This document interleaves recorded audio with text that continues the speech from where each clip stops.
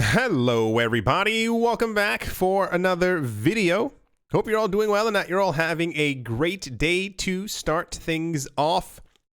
Bitcoin's price dipped below 10,000 US dollars for the first time in a week, following a $500 drop off that happened over the place of an hour. Bitcoin's price, I wouldn't say crashed, below the psychological level at 10,000 US dollars in the early trading hours on Saturday in the US markets as buyers took a break from the extended bullish run that the top crypto has been on since the start of 2020, having experienced a 45% growth during this period. BTC USD charts are now signaling an upcoming bearish run as the price experienced a $500 drop at 12 noon. Bitcoin actually, it says 98.91.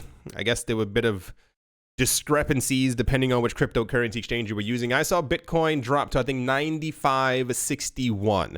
And around that same exact time, the amount of articles that had started to pop up that were talking about that Bitcoin was looking like it was going to try to retest 9,200. And if it fell below 9,200, it was going to try and hit 8,700. And if it hit 8,700, then 8,400 was on the way. You know the old news, how it always goes. At the moment when Bitcoin fell back down there, remember those little weird drops that we had continued to have over the last couple of weeks? And I kept on saying, this is just how I was looking at it, at least.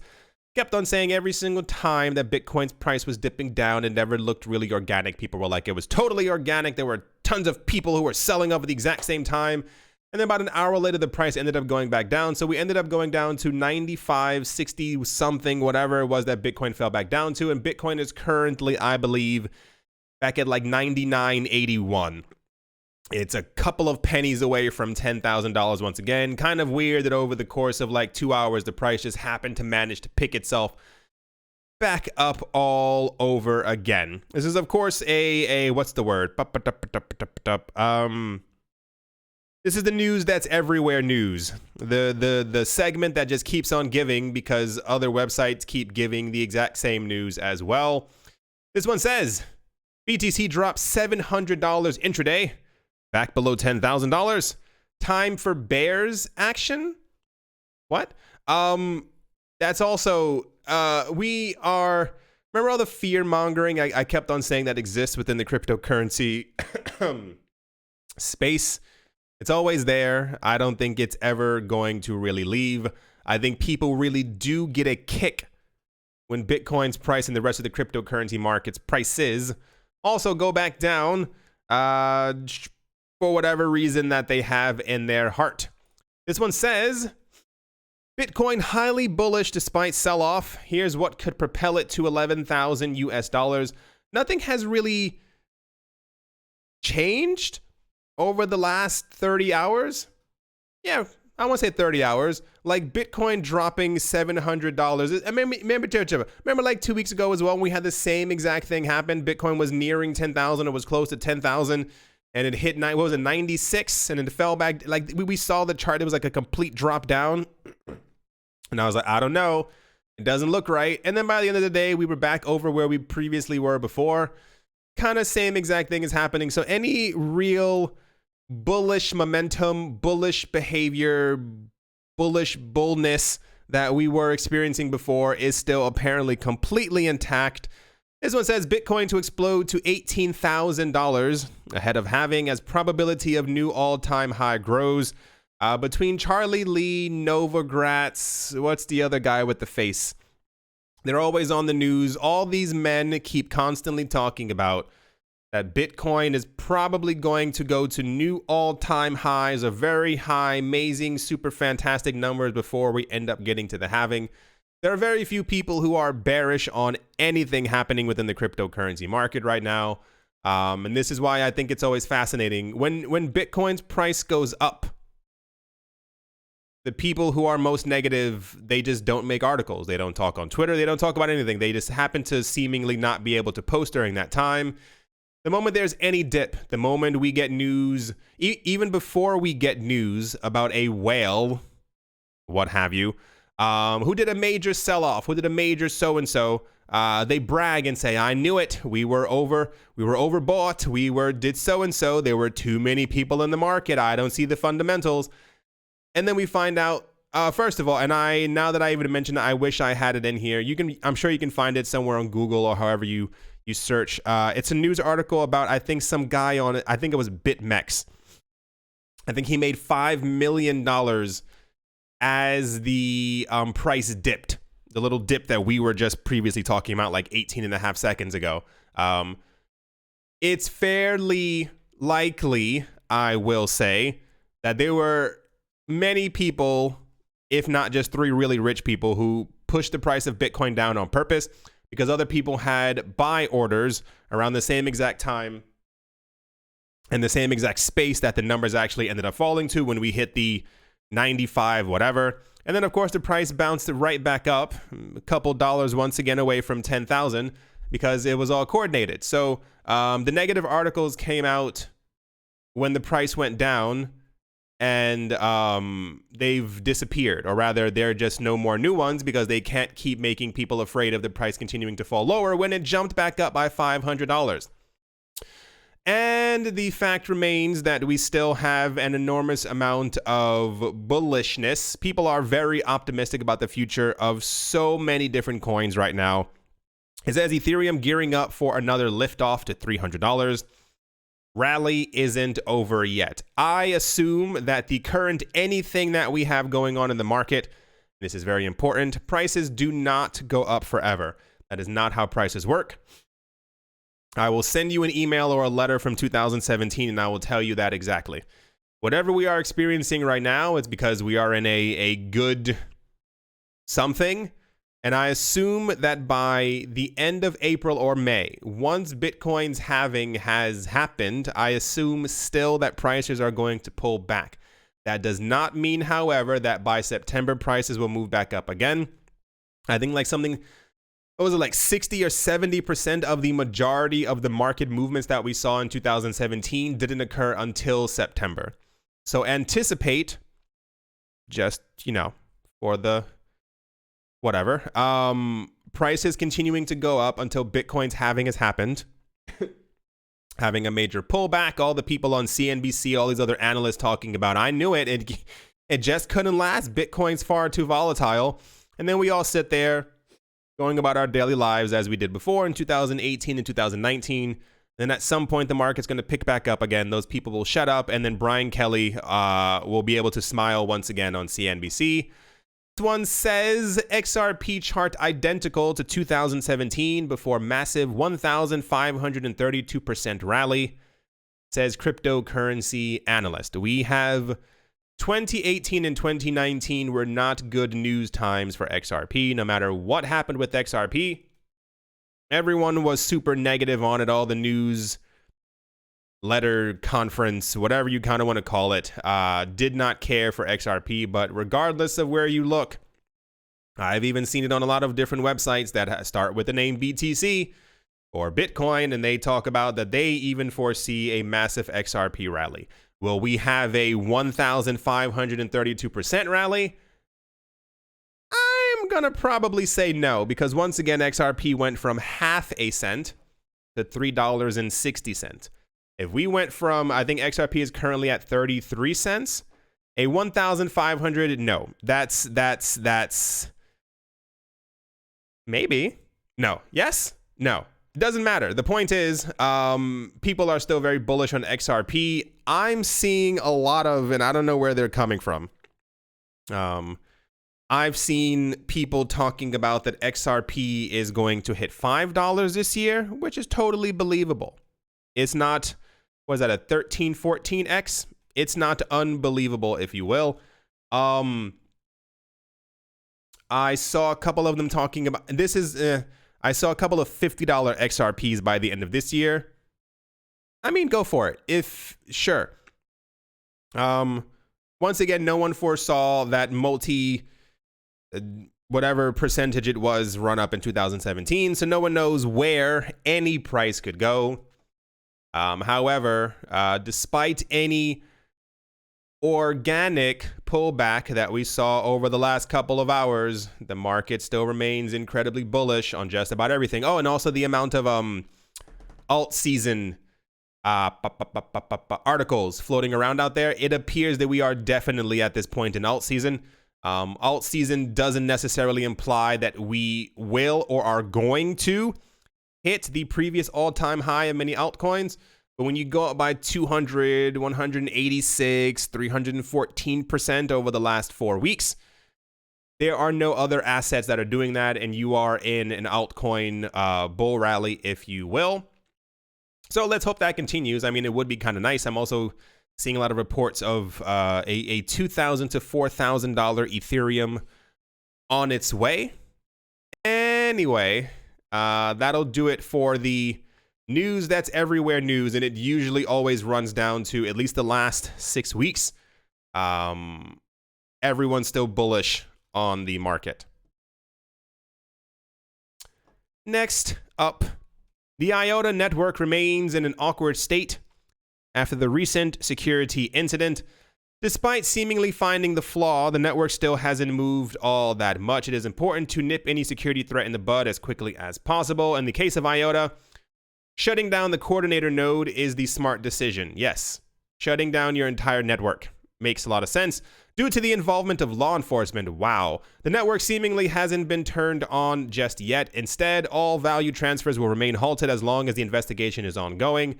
This is problematic for all users, yeah, but it also ensures no further exploitation of the network can occur. It would also appear that the IOTA Foundation is looking for ways to recover the stolen funds. So the IOTA network apparently is still paused, halted, stopped from doing transfers, and it's been about a good 2 days now. I love that other people caught on with what I was saying about the lava monsters exploding from the ground. If the people from Ripple had halted the XRP ledger for 2 days, and I think it's fascinating that I only see the IOTA news on maybe 3 or 4 different websites, and even then they make sure to say it's okay. This is the right thing to do. If the people from Ripple had halted XRP transactions, we would never, ever hear the end of it. People are still talking about stuff that Ripple did in 2016 and 17. And I assume this IOTA news will completely blow over because a lot of people have screamed at me and have told me that they knew that IOTA wasn't decentralized and that in the future it was going to be more decentralized, and they were okay with being inside of something that wasn't decentralized. I do not ever want to be in a coin, not only where it can get hacked, that's one thing, but where because the hack happened to other people, that my money can get frozen. Imagine if this goes on for a week. Imagine if we were in a bull run and you ended up on some magical planet, ended up having $1.375421 million worth of IOTA. During this bull run, you're like, I have to cash out half of it. I can buy a beach house. And for 7 days, you have no access to your money. People find out that there was a hack and there's a stall in the network. And the price of IOTA goes down by 15% every single day. By the very end, your 1.247938 bajillion million is about a cool $127,000. And I know a lot of people just clutch their pearls. You would be upset. The point being, IOTA still paused.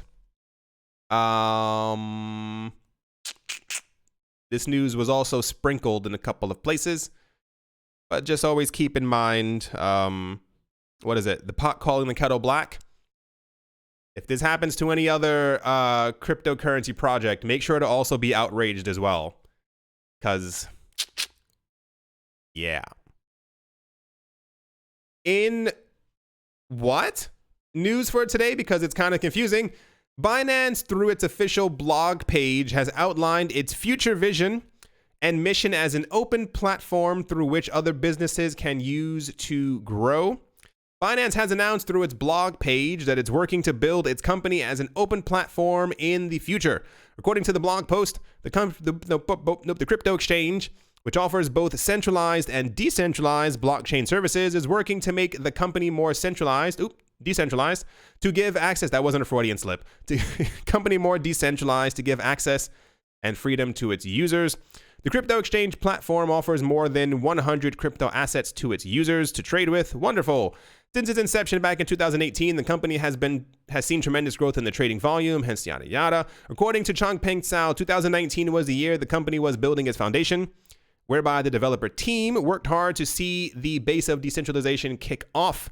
In his 2020 New Year message, he said and assured Binance customers a more secure and fast platform that values every user. Okay. The company has been evolving from the crypto to business and launched a decentralized exchange, built the basics over the past few years. This is why I said, what? Because there's no real information. They said that they want to be a more open platform in the future, but what does that mean? Does that mean more open to companies being able to build their coins? Does that mean that they want to open up headquartered offices where people can also join the Binance team? What exactly does a more open Binance platform mean?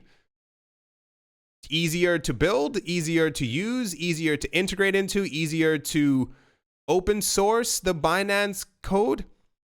So, I mean, this is also the same exact weird stuff where Changpeng Zhao last week was tweeting about Binance Cloud, but then there was no real information about what Binance Cloud was going to be.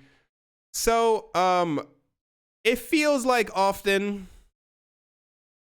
I feel like there's like a boardroom of like 25 Binance people, and they kind of just raise their hands and they say whatever kind of wants to come out of their mouth, and they write it on a blackboard behind them, and then they kind of release it. Binance is doing like 9 things a day, and I've kind of lost track, and I'm pretty sure I'm not the only one of everything they've done. Between the futures and the options and the derivatives and the this and the fiat currencies and the going to Africa and the Binance's open platform and the cloud, I think it's all going to get lost in the ether of life, because it's a lot. So Binance is going to become an open platform, whatever that might mean, because it's also not explained. So if you've been looking for open Binance, I mean, you got your wish, buddy. There it is. Coinbase Commerce has integrated DAI, that is DAI, as a payment option for its merchant user base. According to Coinbase's press statement, merchants on the Coinbase Commerce platform can now have the option to accept payments in DAI. Why they would want that, who knows? They can use the platform dashboard to link their stores to a Coinbase Commerce checkout, or do it in person using the point of sale interface.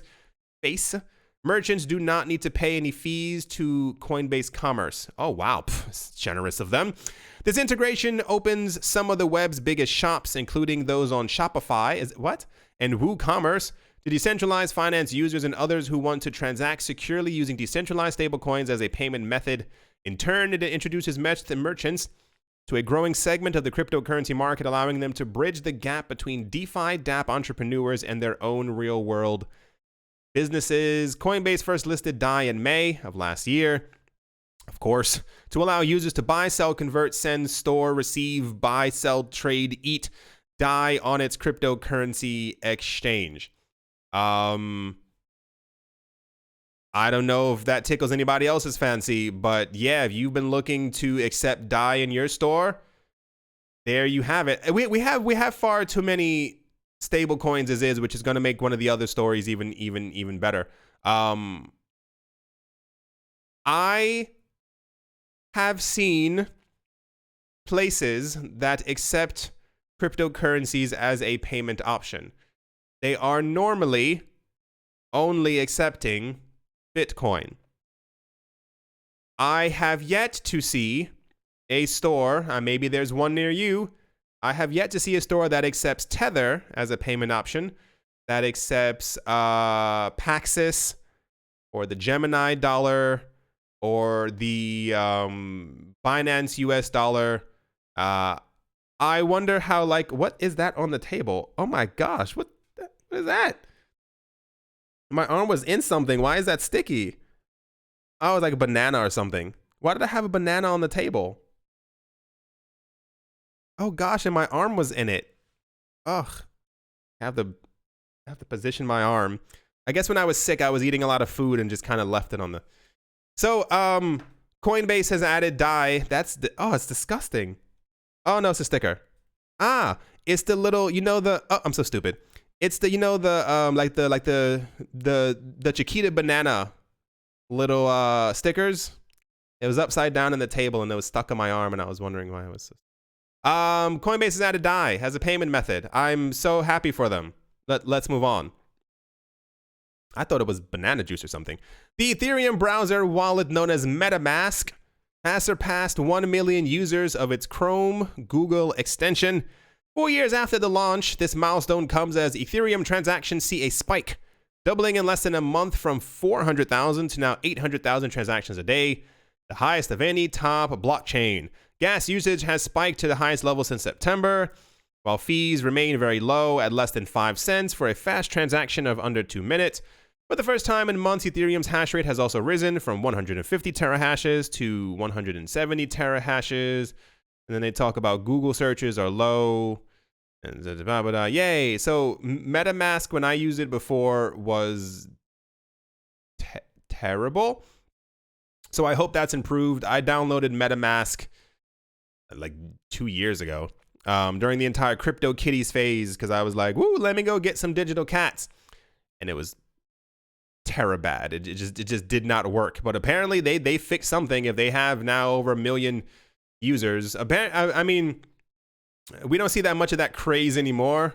There was a huge thing before where everyone was trying to integrate some type of a cryptocurrency wallet into their browser. It became too much. It was another one of those situations where this one only had like support for Ethereum. That browser had support for IOTA. This browser had support for that coin. And it's like, how about just making a general cryptocurrency wallet extension type thing, which I think exists now. I don't use them myself because I refuse to sell my crypto. But the point is, MetaMask has reached 1 million users. Good for them. I hope they get to 2 million users, and I hope that it continues to work. I'm interested to see exactly what ends up happening, and I'm going to use the W word, when Ethereum ends up hitting between $2,000 to $3,000. If these things are also going to be clunky again. And to kind of finish things off in another segment of what? The cryptocurrency market may have the possibility to enjoy a new stablecoin. Ha ha ha. This time, the team behind Cardano could be working on a new virtual currency. Here we go. That could be truly decentralized. The information was released by Charles Hoskinson, the founder of Cardano and the co-founder of Ethereum, on Twitter, according to a recent tweet published by Weiss Crypto Ratings, one of the most popular crypto rating companies in the world. That's a huge sentence. The Cardano team could be working on a new version of DAI, the one we were just talking about, based on the Cardano network. At the moment, DAI is the only trustless stablecoin in the crypto market, but an additional digital asset could also help increase competition in the industry. As Weiss Ratings explained, these kinds of stablecoins do not have a central point of failure. As other virtual currencies could have, this is certainly important because it shows an improvement over other solutions such as Tether, USD Coin, and among others. Meanwhile, Charles Hoskinson decided to answer to Weiss Crypto Ratings. He mentioned that they have been working about solutions related to stable virtual currencies for the last 7 years. 7 years? Tether didn't come out till like 2014 or 15. On the matter, Hoskinson said, if we do this, then it will blow everyone out of the water. I started in this space with stablecoins, and we've been thinking about them for 7 years. Let's not also forget that we were also told 3 years ago that Cardano would also blow everyone out of the water. For clarity, I do hold Cardano. I don't hate Cardano, but you gotta wonder sometimes when you keep saying stuff and then it never really ends up happening. I also like that they would be creating a new virtual currency that is truly decentralized, which I guess implies that Cardano isn't truly decentralized because they need to create a new one. We don't need more stablecoins. This stablecoin isn't being built or made or created or thought of to make your life simpler. It's to make money. These are foundations, these are organizations who are making millions per year off of these cryptocurrency projects. They are doing it because they think that part of the future could go towards stablecoins. Listen. This is very important. A lot of people need to understand, if we ever get to the point where governments embrace stablecoins more than decentralized cryptocurrencies, and at some point they say, we're banning everything else and we're only going to use stablecoins, the Ethereum Foundation, the Tron Foundation, the Cardano Foundation, the Stellar Foundation, the Foundation Foundation, they would all have no problems following suit and only launching stablecoins. This has nothing to do with decentralization. It has only to do with money.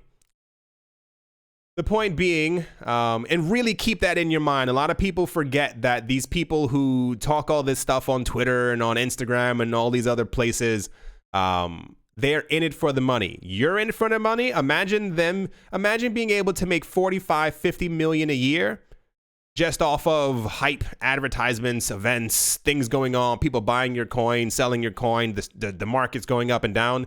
This is all about money. So while you think that these people may be perfect or that they may be so-and-so are trying to save the world, they're trying to make more money to make life easier for them.